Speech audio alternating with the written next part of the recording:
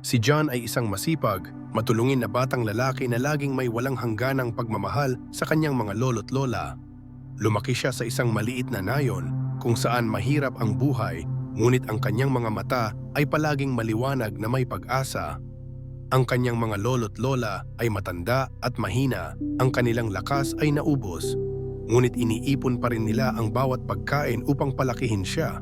Upang matulungan ang kanyang pamilya, araw-araw pagkatapos ng klase, si John ay kumukuha ng maliit na kutsilyo at pumunta sa kagubatan upang magputol ng mga puno ng kawayan upang ibenta.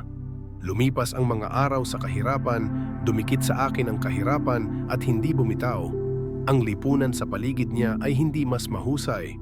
Ang mga presyo ay tumataas, ang kawalang tatag ay tumataas, ang mga tao ay unti-unting nawawalan ng tiwala sa isa't isa. Ngunit naniniwala pa rin si John sa isang bagay na mas malaki. Isang liwanag na hindi pa niya maabot. Isang mainit na hapon ng tag-araw, ang pulang araw ay parang isang bloke ng mga baga na lumulutang sa itaas ng kagubatan, naglalabas ng init na parang gustong sunugin ang lahat. Makapal ang hangin at ang halumigmig na tumataas mula sa lupa ay nagpabigat sa bawat hakbang ni John. Hinabi niya ang makakapal na mga dahon, ang lumang kamiseta ay dumikit sa kanyang likod na may pawis. Nanginginig ang kanyang kamay habang mahigpit na nakahawak sa maliit na kutsilyo, ang kanyang mga mata ay nakatutok sa mga berdeng usbong ng kawayan na umaangat mula sa tuyong lupa. Ngunit sa sandaling yumuko siya upang putulin ang isang batang kawayan, biglang nagulo ang kanyang isip. Isang alon ng pagkahilo ang sumalubong sa kanya, parang may nag-ubos ng kanyang lakas. Naging mabilis ang paghinga ni John, malakas ang tibok ng puso niya sa dibdib. Nanlalabo ang kanyang mga mata, ang sinag ng sikat ng araw ay pumuputok na halos. Nangangatog ang kanyang mga tuhod, sinubukan ang kanyang mga kamay na kunin ang isang malapit na puno ng kahoy, ngunit wala siyang sapat na lakas. Isa pang pagkabigla ang dumating, pagkatapos ay nilamon ng kadiliman ang lahat. Hindi alam ni John kung gaano siya katagal na walang malay, ngunit nang imulat niya ang kanyang mga mata, napagtanto niyang wala na siya sa kagubatan. Sa harap ng kanyang mga mata ay isang walang katapusang kalsada na sementado ng mga transparent na bato na nagpapalabas ng banayad na liwanag. Sa magkabilang gilid ng kalsada, ang mga hilera ng mga puno ay naglalabas ng maputlang dilaw na liwanag. Ang kanilang mga dahon ay dahan-dahang nanginginig na tila sila ay humihinga sa lahat. Sariwa ang hangin sa paligid, sa bango ng mga bulaklak na hindi niya kilala. Sa kalangitan, ang liwanag ay hindi nagmumula sa araw, ngunit mula sa isang mahiwagang pinagmumulan ng liwanag na kumakalat sa buong kalawakan. Ang langit ay parang isang mahiwagang asul na sutla na may tuldok na kumikinang na mga bituin kahit na hindi gabi. Naglakad si John, ang kanyang mga paa ay hindi nakalapat sa lupa, bagkus ay dahan-dahang itinaas ng hindi nakikitang puwersa. Sa di kalayuan, unti-unting lumitaw ang isang figura. Isang lalaking nakasuot ng puting auday, maamo ang mukha at matalim na mga mata na tila nakakakita sa kanyang kaluluwa. John, nagpunta ka dito para sa isang dahilan. Hindi pa tapos ang iyong oras, ngunit kailangan mong matuto ng mga mahahalagang bagay bago bumalik. Umalingaw-ngaw ang malalim na boses, malakas ngunit hindi nakakatakot. Nauutal na sabi ni John, "Sino? Sino ka? Saan ito?" Ngumiti ang lalaki. "Ako si Jesus. Ikaw ay nasa isang lugar sa labas ng panahon kung saan makikita ng iyong kaluluwa ang katotohanan." Malakas ang tibok ng puso ni John. Narinig niya ang kanyang mga lolo't lola na nag-uusap tungkol sa kanya, ngunit hindi niya akalaing tatayo siya sa harapan niya ng ganito. "Pero, bakit ka nandito?" Si Jesus ay tumingin sa kanya. Ang kanyang mga mata ay nagniningning sa matinding kalungkutan. Dahil ang sangkatauhan ay tumatahak sa maling landas at isa ka sa mga taong pinili upang tulungan silang bumalik. Dapat mong makita, dapat maunawaan bago ito maging huli. Sa sandaling matapos ang kanyang mga salita, biglang umikot ang espasyo sa paligid ni John. Ang lupa sa ilalim ng kanyang mga paa ay tila naglaho na nagbigay daan sa isang karagatan ng kumikinang na liwanag. Umihip ang malamig na simoy ng hangin, dala nito ang dalisay na amoy ng mga hindi pa nagagawang bulaklak. Sa harap ng kanyang mga mata, dahan-dahang bumukas ang isang higanting gintong tarangkahan patungo sa isang napakagandang paraiso. Pumasok si John at hindi nakaimik sa eksenang nasa harapan niya. Isang lambak na walang katapusang kahabaan, mga burol na natatakpan ng mga maliliwanag na bulaklak na umuugoy sa ritmo ng hangin. Ang malilinaw na batis ay dumadaloy sa kumikinang na agos, na lumilikha ng banayad na tunog tulad ng sagradong musika. Ang kalangitan ay walang araw, ngunit ang buong espasyo ay natatakpan ng isang mainit na liwanag, kumikinang na parang halo ng buhay mismo. Sa di kalayuan, ang mga kristal na tore ay tumataas, kumikinang na parang mga hiyas sa bughaw na kalangitan. Sa himpapawid, ang mga ibong pilak ay malumanay na umiikot, na naglalabas ng banayad na liwanag na parang mga bituin na bumabagsak sa lupa. Ang hangin dito ay hindi lamang sariwa, ngunit nagdadala din ng isang pakiramdam ng ganap na katahimikan na para bang ang lahat ng mga alalahanin sa lupa ay nahugasan. Hinawakan ni John ang lupa, ngunit hindi ito magaspang na buhangin, kundi isang patong ng malambot na seda, kasing kinis ng mga ulap na yumakap sa kanyang mga hakbang. Ang mga nakapaligid na puno ay tumaas, ang kanilang mga dahon ay nagbuga ng banayad na liwanag, at ang bawat banayad na hangin ay yumanig sa kanila, na naging dahilan upang sila ay naglalabas ng kumikinang na gintong alikabok tulad ng mga bituin na nabasag sa kalagitnaan ng araw. Napakaganda ng lahat na nahihigitan nito ang anumang salitang makapaglalarawan dito. Tumayo si John, kumikislap ang kanyang puso sa hindi tunay na kagandahang ito. Nasaan ka, panaginip ba ito o katotohanan? Pagkatapos, mula sa gitna ng mahiwagang espasyong iyon, isang boses ang umaling-aungaw, malalim, makapangyarihan ngunit sobrang banayad din. Inilagay niya ang kanyang kamay sa balikat ni John at kaagad isang alon ng pagkahilo ang umabot sa kanyang katawan. Nagbago ang puwang sa paligid niya, hinila siya sa ibang realidad. Sa harap ng kanyang mga mata, ang taong 2025 ay malinaw na lumitaw tulad ng isang matingkad ngunit nakakatakot na baluktot na larawan. Ang lungsod ay nilamon ng isang artipisyal na gabi, hindi dahil sa kakulangan ng liwanag, kundi dahil sa maliliit na kislap ng digmaan, ng karahasan na sumusunog sa lahat. Ang mga desyerto na kalsada ay napuno ng mga nasusunog na katawan ng kotse. Ang mga bintana ng mga gusali ay nabasag. Ang bawat piraso ng mga labi ay sumasalamin sa kumikislap na liwanag ng apoy. Walang katapusang umaling-aungaw ang tunog ng mga sirena na may halong hiyawan ng mga taong tumatakas sa kaguluhan. Nakita ni John ang magkahiwalay na pamilya, mga payat na bata na nakasiksik sa ilalim ng mga tulay, walang laman ang kanilang mga mata at walang liwanag ng pagkabata, matanda, haggard na mukha, trudged mabigat sa basura punong bangketa, ang kanilang mga mata ay puno ng kawalan ng pag-asa. Ang iba ay sumugod sa isa't isa, nakikipaglaban para sa mga kakaunting natitirang piraso ng pagkain. Ang puot ay kumakapit sa lipunan na parang isang hindi nakikitang multo. Umalingawngaw ang putok ng baril sa kalangitan. Isang bomba ang sumabog sa gitna ng parisukat na naghagis ng maliliit na katawan na parang mga puppet na may putol na mga kwerdas. Nakita ni John ang mga kamay na may bahid ng dugo na umaabot para humingi ng tulong, ngunit walang tumugon. Bumagsak ang isang lalaki sa kanyang harapan, dilat ang kanyang mga mata at walang buhay, ang kanyang katawan ay hindi gumagalaw sa gitna ng kaguluhan ng mga tao. Bumibilis ang tibok ng puso ni John, mabilis ang kanyang paghinga, hindi siya makapaniwala sa kanyang nasaksihan. Ito ba talaga ang hinaharap? Lumingon siya kay Jesus, paos ang boses. Bakit? Bakit naging ganoon ang mga bagay? Hindi kaya't walang makakapigil sa kanila? Inilagay niya ang kanyang kamay sa kanyang balikat, malumanay ngunit matatag. May pag-asa pa kung ang mga tao ay marunong lumingon, ngunit ang pag-asa na iyon ay marupok. At John, isa ka sa mga taong nagdadala ng liwanag na iyon sa kanila. Tumango si John, ngunit ang puso niya ay parang may isang hindi nakikitang bato na nagpapabigat sa kanya. Nakatatak pa rin sa isip ko ang mga imaheng ngayon ko lang nasaksihan. Umaalingaw-ngaw pa rin sa puso ko ang bawat desperado na mukha, bawat hiyaw. Hindi niya kayang talikuran ang katotohanang iyon, ngunit kasabay nito, hindi niya alam kung mayroon siyang lakas na baguhin ang anumang bagay. Nakakuyom ang kanyang mga kamay, naging mabigat ang kanyang paghinga. Sinalubong ng kanyang mga mata ang matatag na tingin ni Jesus. At sa sandaling iyon, alam niyang hindi na siya makakabalik. Ang misyon na ito ay hindi lamang isang opsyon, ngunit isang hindi maiiwasang landas. Nakaramdam ng takot si John sa kanyang dibdib nang malinaw na lumitaw sa kanyang mga mata ang mga masasakit na senaryo. Ang dating mataong lungsod ay isa na lamang multo ng pagkatiwangwang. Ang mga kalsada ay puno ng mga bitak. Ang mga matataas na gusali ay gumuho sa mga tambak ng mga durog na bato na natatakpan ng abo. Sa malalawak na boulevards, dumaloy ang tubig baha, dala ang mga sasakyan, mga labi at maging ang mga taong walang magawa na kumakapit sa kawalan ng pag-asa. Sa kalangitan, wala nang mga tore na kumikinang na may mga ilaw, kundi itim na usok na lamang ang tumataas mula sa mga nawasak na lugar. Ang mga hiyawan ay umalingaw-ngaw sa lahat ng dako. Ang mga sirena ay umalingaw-ngaw na parang kampana ng babala tungkol sa katapusan ng mundo.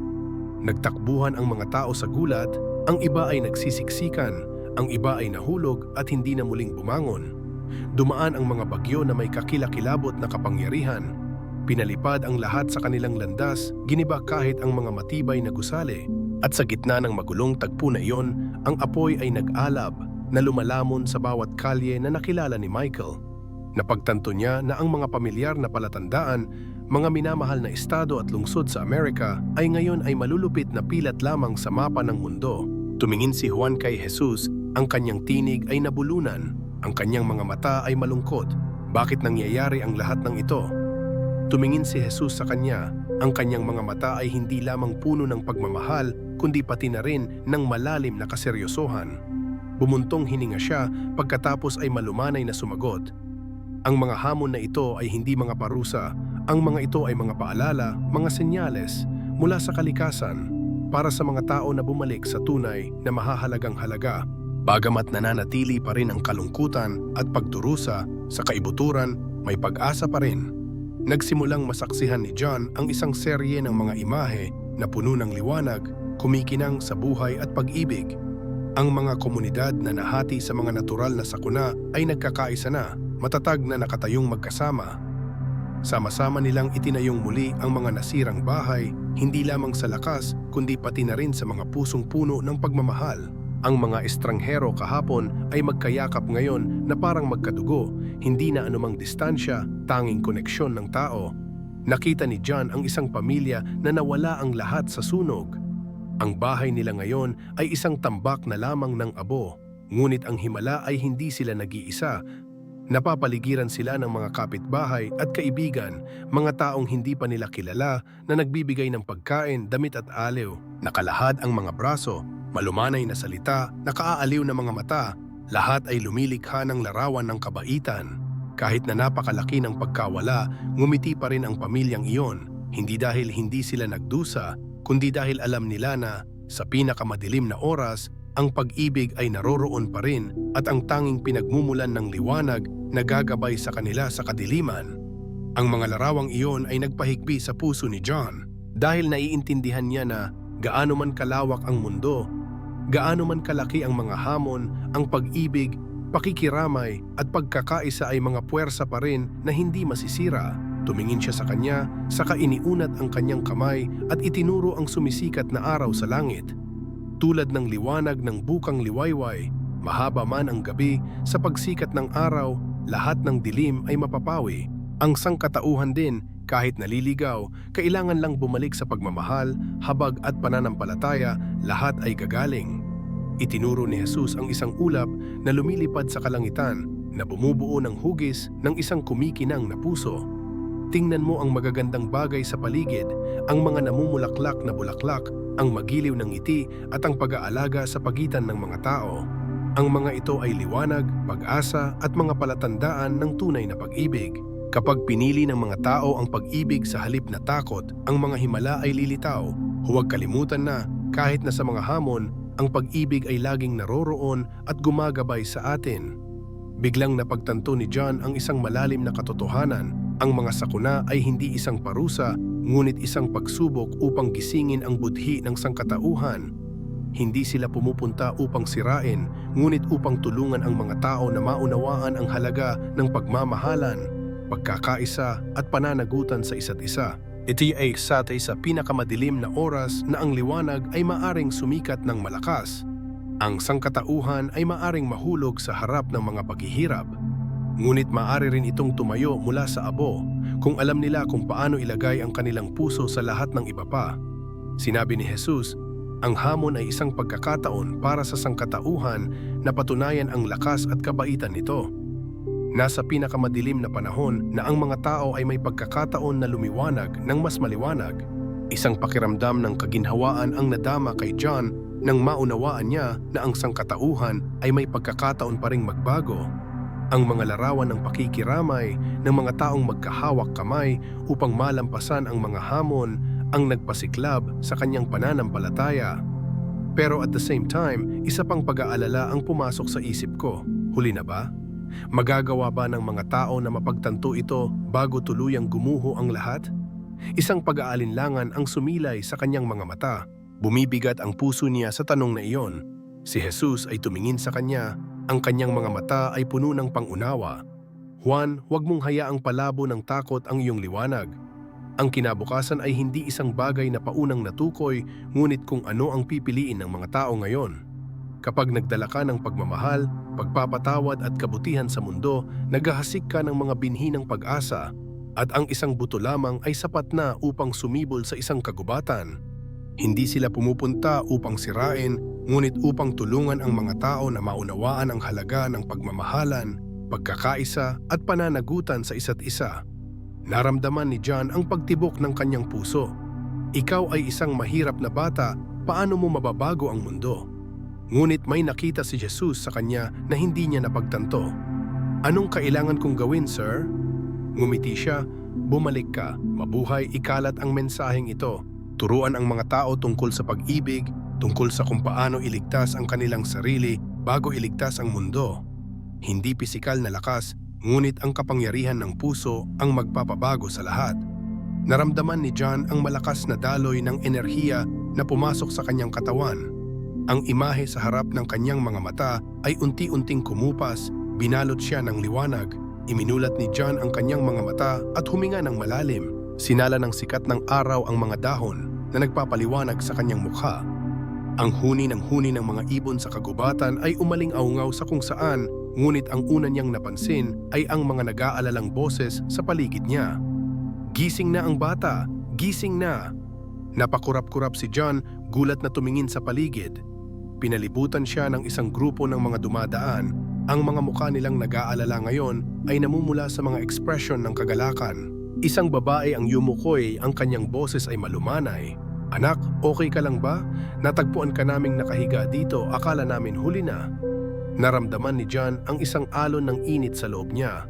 Tumango siya, naramdaman ang bagong lakas na dumadaloy sa kanyang mga ugat, ngunit higit sa lahat ang koneksyon sa pagitan ng mga tao. Nag-abot ang mga kamay, tinulungan siyang tumayo, hindi nila siya kilala, ngunit nag-aalala pa rin sila at tumulong ng walang pag-aalinlangan. Kailangan mo nang umuwi, right?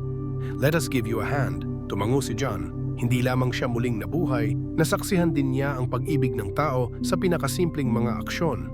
Habang tinutulungan nila siya sa kagubatan, patungo sa maliit na nayon, alam ni John na hindi siya nag-iisa at ang mundong ito, gaano man kadilim, ay may liwanag pa rin ng pag-asa. Umuwi siya, dala ang pagbabagong hindi niya mailarawan sa mga salita. Bawat salita at kilos na sinabi niya mula sa araw na iyon ay iba sa dati. Hindi na lang siya isang batang nagtitinda ng bamboo shoots.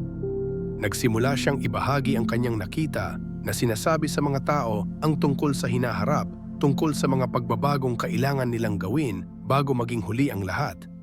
Noong una, walang naniwala sa kanya. Ngunit pagkatapos, ilang mga tao ang tumigil upang makinig. Isang tao pagkatapos ay 2 tao. Unti-unti, ang buong nayon ay nagsimulang magbayad ng pansin. Ang mga aral tungkol sa pag-ibig, kabaitan at kung paano mamuhay hindi lamang para sa iyong sarili, kundi pati na rin sa isa't isa ay kumalat sa malayo at malawak.